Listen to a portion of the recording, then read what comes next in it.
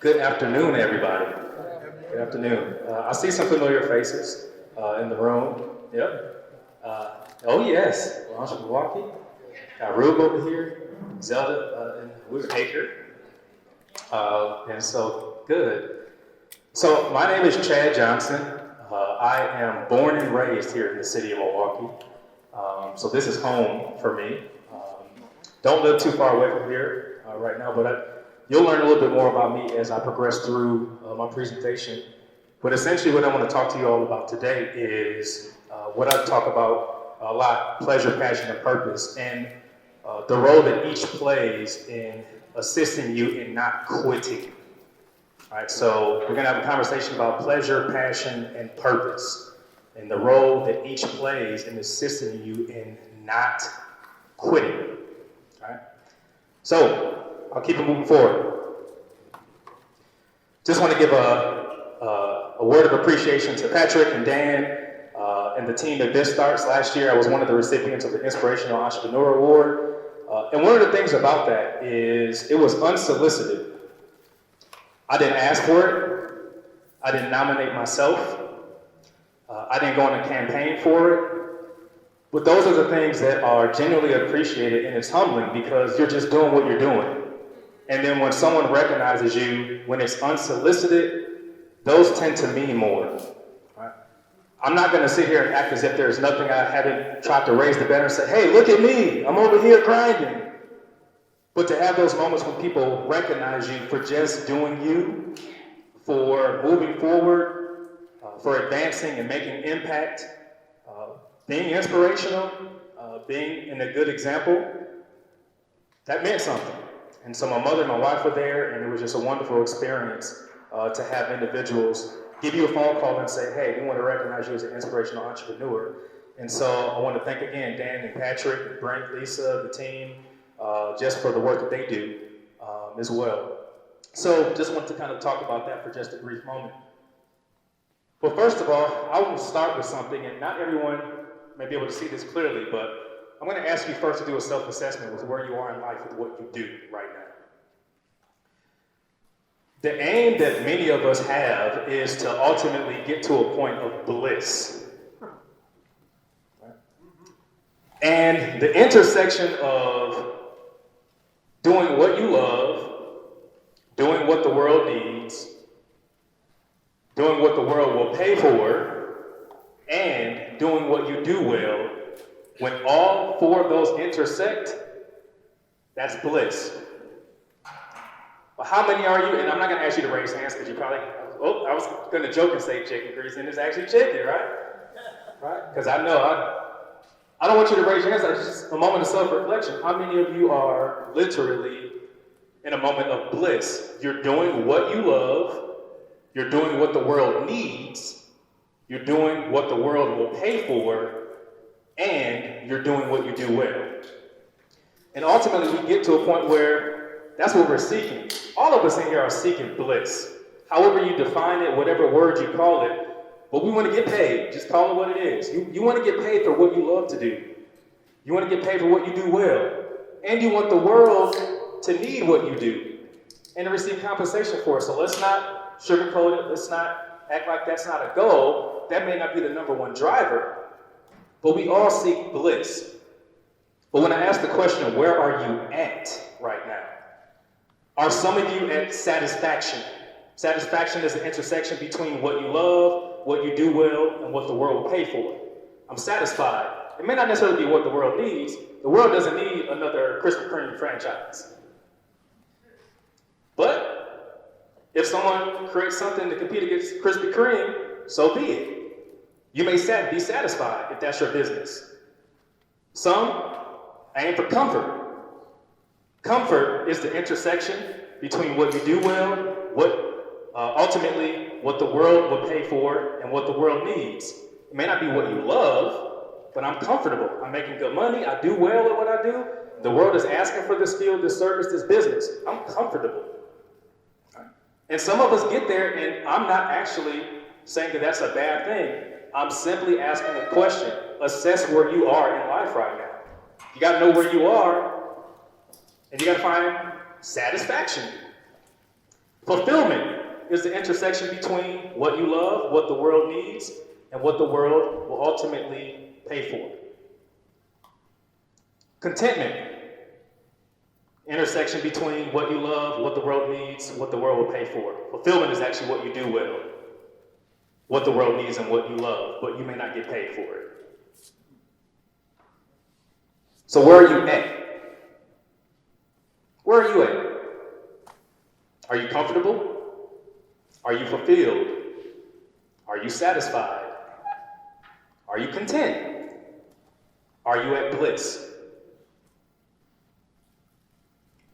And that's a real conversation to have with yourself, your family, your future, as you envision where you want to be. So you must first start by understanding where you are at. Not who you are, but where you are at. Okay? You may be at bliss with who you are, but you may not be at bliss with where you are at. Understand the distinction? So this is not necessarily holistically about you as an individual, as a person, but who you are first and foremost. Be at bliss with who you are, the abilities and gifts that you have, and then ultimately understand where you desire to be at. So I want to just start with that point of self-assessment. Let me give you just a brief background on who I am and what I do. So I actually have the opportunity to lead 3 companies. One is literally Chad Johnson LLC. Chad Johnson LLC is my name incorporated. My name is a brand. My gift was able to be monetized. I started my career at Aurora Healthcare in Human Resources, Organizational Development, Performance Management, Workforce Planning, and was a poster child. Came in as an En-ROADS intern. If any of you are familiar with the En-ROADS organization that focused on developing diverse talent into corporate America. And so I had a great career there. But I had a spiritual awakening and said, I'm supposed to be doing something else in life. My job was not bad. I was comfortable. Cushy salary, wife and 2 children at home. I had a white picket fence, literally, right? The American dream. I didn't have a dog, didn't grow up with dogs or animals. But I got to a point where I realized there was something else that I knew I was supposed to be doing, and I couldn't do it where I was at. So going back to the previous slide, I may be at bliss with who I am, but am I at bliss with where I am at? And so no matter where I was at, I knew clearly I couldn't be at bliss, so I had to take a leap of faith. And I'll talk about some of the impact. But ultimately what I do now with Chad Johnson LLC, after some iterations in entrepreneurship, 7 years ago, I actually started training and facilitation, and so I do it for some national brands that are local here, for Molson Coors, for Johnson Controls, and for Fiserv. I travel between the US and Canada leading leadership development trainings. I even literally have the CEO of Molson Coors in one of my sessions coming up in December.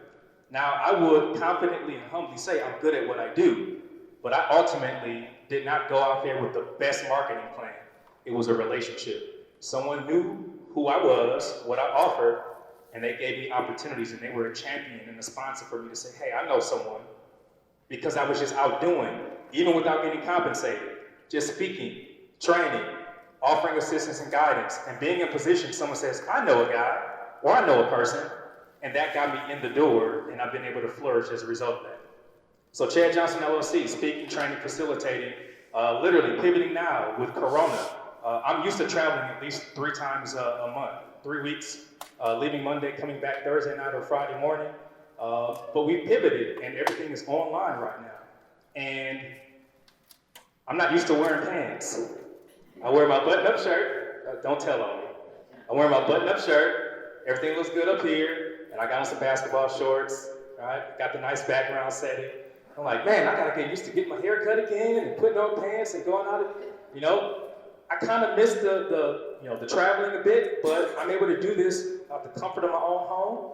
Had to invest in an ergonomic chair, and I go in my home office and I invoice each and every week a substantial amount because I was in position, someone championed for me, and I was being who I be. Not grammatically correct, but being who I be ultimately made room for me and someone championed for me. And even during this time of pivoting, they said, hey, Chad, we still want to use you. We're transferring to online. Can you start doing our leadership trainings online? And we made it happen. Because what I offered was enough substance for them, and it was important enough for them to say, hey, we need you in this new platform. Right? And so I'm grateful for that. TipaScript is a brand new health tech startup organized in February of this year. It was inspired by my mother. My mother turned 65 on Thanksgiving of last year, lost her health insurance with Briggs and Stratton because she turned 65 and they knew they were facing bankruptcy, said you gotta apply for Medicare, and her out-of-pocket expenses skyrocketed. She said there's gotta be a better way to help people pay for their prescription medications. To go from no co-pays to potentially facing $350 out of her pocket each month, she's in that bubble where she makes too much with her pension and retirement to be able to afford any assistance, but not enough to be able to afford $350 a month for medications, in addition to her other living expenses. So I rounded up my brothers and said, we gotta take care of mine. But what's the way to do that? And in short, TipaScript is where Cash App and Venmo meet a health savings account.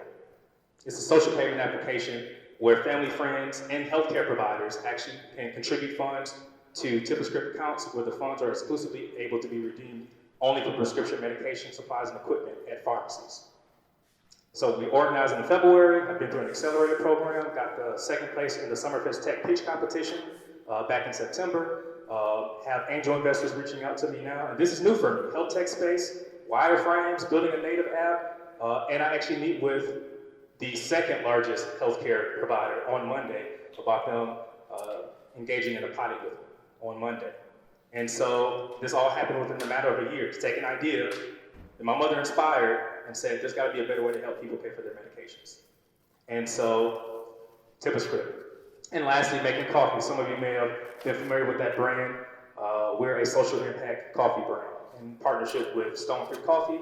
We're all about social impact. And just to kind of keep the pace moving, making coffee is not a cafe. And I'll even talk about that more in understanding purpose. Over 3.5 years, there have been multiple opportunities for people to say, open up a cafe here.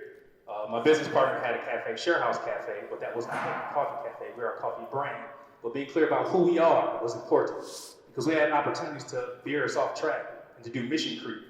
But knowing who we are and why we existed helped us to avoid some of those pitfalls that could have helped us chase the shining light because people wanted a cafe, but that's not who we were. We said, you open a cafe and we'll supply. That's our brand.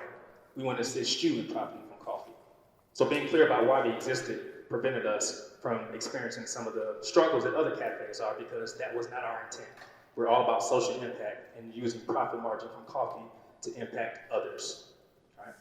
So giving you enough of the background of me, I'm going to walk a little bit further into this journey. But first, let me give you a definition of an entrepreneur. Simply, an entrepreneur is someone willing to risk a loss in order to gain. An entrepreneur is someone who is willing to risk a loss in order to gain. Is that any of you out here? Now you shake your head, you nod right now. The question is, what are you willing to risk? Some of us have a propensity to risk, and some of us have an aversion. I was risk averse until I left my career with a wife and 2 children at home, passing up moving to a 6-figure salary, and I was still in my 20s. I didn't know everything that I would risk when I left my career. But I knew my purpose was to seek bliss and serve a greater purpose.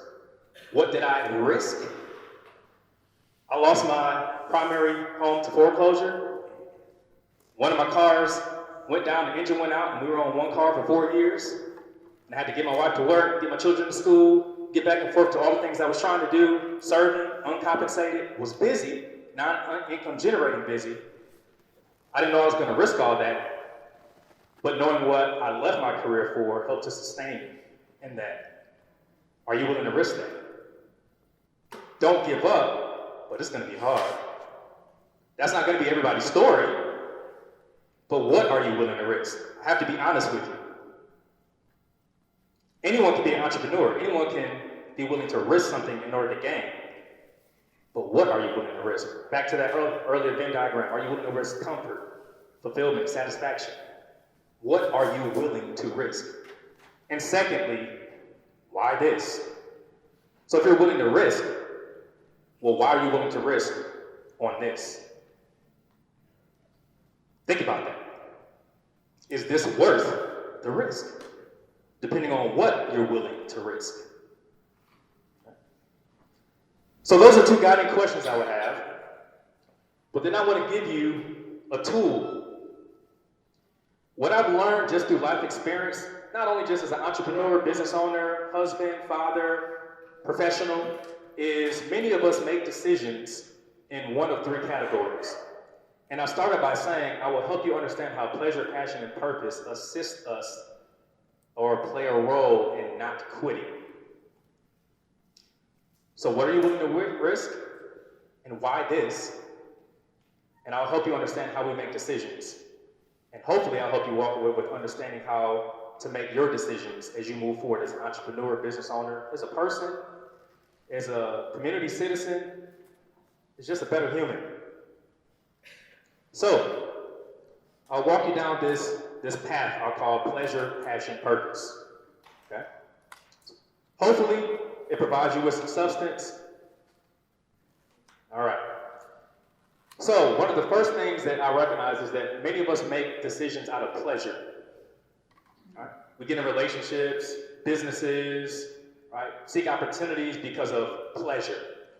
In Greek, pleasure is hedone, or what's enjoyable to the senses.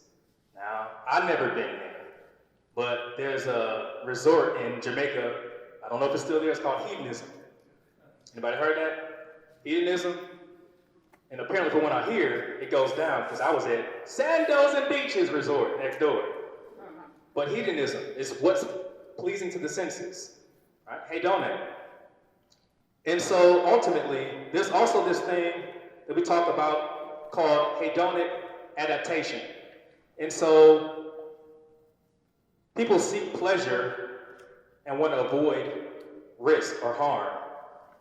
But the thing about hedonic adaptation is kind of like that new car. When you get that first feeling of a new car, it tends to fade and it becomes normal to you.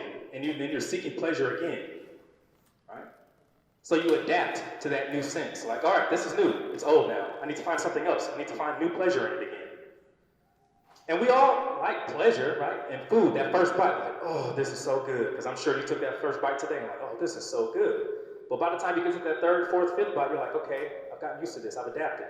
All right, now how's this dessert going to taste? I need to find pleasure again. What we got to be careful about is you're never going to be satisfied if you make decisions out of pleasure. If you're seeking pleasure solely as the premise for why you make a decision, you're never going to be satisfied. Well, what else do we know about pleasure? Pleasure is fickle and vain, and it is very limited. It changes as the wind blows. So as new opportunities come, oh, I can chase this shiny light. Oh, no, this is another opportunity. Well, maybe I should try this. Oh, I'm not feeling it anymore. I just think relationships, business, decisions, I need pleasure. So if you're using that as the premise or the foundation for decisions, it's very fickle, it's very vain, right? Ultimately, what I call it is, you have no direction. You're wandering aimlessly in life. Imagery that I share here is, you're like a feather, or even for the fall, a leaf in the wind. You're only as strong as the wind or the current. You have no foundation, no root. So whatever the market says, oh, COVID's coming, oh, I should shut down. Right? Nope, there's no pleasure in it. Nope, here's another opportunity. I'm going to shut this down and try something else because this is the flavor of the month. Oh, I like how this feels. I like the fact that I've got CEO next to my name on LinkedIn. Right? I'm the founder of such and such. Oh, that's pleasurable. And then once you come up against the first obstacle, I don't want to do this anymore. Let me find my next thing that gives me pleasure. I don't like this anymore. I've gotten used to this. Well, let me find the next thing. So don't make decisions solely out of pleasure. Okay? Secondly, another area that we make decisions is out of passion. And we hear so much about passion. You should be passionate about what you do. And I agree. You should have a passion for what you do. Let me break down passion for you. So passion, in Greek is epithumia. It's a strong or an inordinate desire. I have a strong desire to do something. It goes deeper than pleasure. Okay? It's an effective driving force. Passion can drive you, but passion is not enough. If you make decisions solely because I'm so passionate about what I do, it's not enough. Why? And many of you talked about passion, heard about passion. Passion has a capacity. Right? What else about it? It's based on what you invest. I put so much into this business. I put so much into it. I just don't have the passion anymore. I'm not getting back what I put into it. I don't have it anymore. So passion has a capacity. You can get to a point where you're like, I've lost it. I put too much into it and I'm done. Felt like that before with anything? Business, relationship, decisions, life, career, right? So, it's based on what you invest. In addition, it's built on emotion, right? So, your emotions can change, hence your passion can change. Again, I just don't feel it anymore. It's just not what I want to do. And it can be put out. Passion can be put out. People disagree with you. People say you can't do it. But I really want to. But people are like, that's not going to work. But no, I really feel strongly about this. I've never seen it happen before. Well, maybe they're right. Anybody been victim of that before? Right. So if you're doing it solely out of passion, it can be put out and stifled. And the imagery I use here is like fire.